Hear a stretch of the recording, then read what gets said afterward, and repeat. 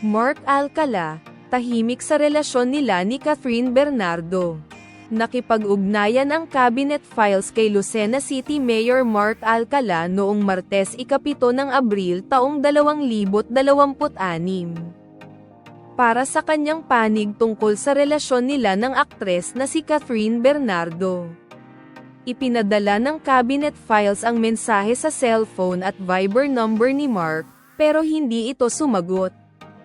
Mauunawaan ang kanyang desisyong manahimik at huwag magsalita dahil ito lamang ang pwede niyang gawin para maprotektahan at hindi na madagdagan ang mga pang-iintriga sa pagmamahalan nila ni Catherine.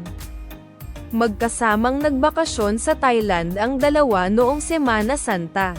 Dahil mga popular na personalidad, hindi nila nailihim sa publiko ang kanilang pagpunta sa ibang bansa.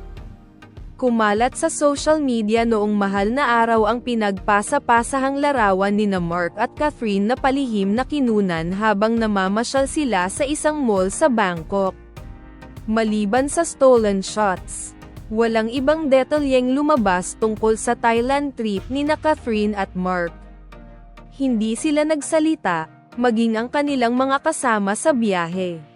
Wala ring impormasyon kung kailan bumalik sa Pilipinas ang dalawa. Sa gitna ng mga alegasyong panay umano ang bakasyon ni Mark kasama ni Catherine at hindi na nito natututukan ang tungkulin nito bilang mayor. Ibinahagi ng Public Information Office ng Lucena City ang mga aktibidades nito mula noong Lunes 7 ng Abril. Si Mark ang panauhing pandangal sa pagdiriwang ng 29th founding anniversary ng Interglobal College noong Lunes. Kinabukasan, 7 ng Abril. Nagkaroon ng courtesy call sa kanya ang mga opisyal ng Lucena Bankers Association. Ang mga larawan ni Alcala nakuha mula sa mga nabanggit na petsa at pagtitipon ang mga ebidensyang nakabalik na siya sa Pilipinas matapos ang Thailand trip nila ni Catherine.